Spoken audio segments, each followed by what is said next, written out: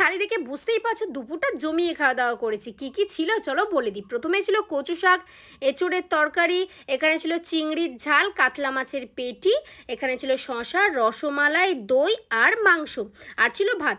খেতে কিন্তু দুর্দান্ত হয়েছিল, প্রত্যেকটা তরকারি কিন্তু অসাধারণ ছিল। আর এত কিছু খাওয়ার পর যদি না একটু থামস আপ খাই তাহলে কি হজম হবে? যাই হোক, এটা খাওয়ার পর ঘুমিয়ে পড়েছিলাম।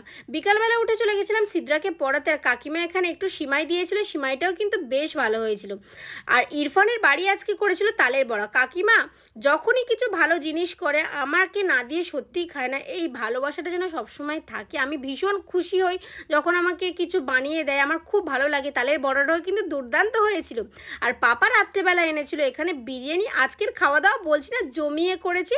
আর এনেছিল এখানে রসমালাই। রসমালাই খেতে আমি ভীষণ ভালোবাসি, আর পাপা প্রত্যেকবারই রসমালাই আনে আমার জন্য। তাহলে এইভাবে আজকে আমার দিনটা কেটেছে। তাহলে চলো ভিডিওটা এই অবধি, টাটা।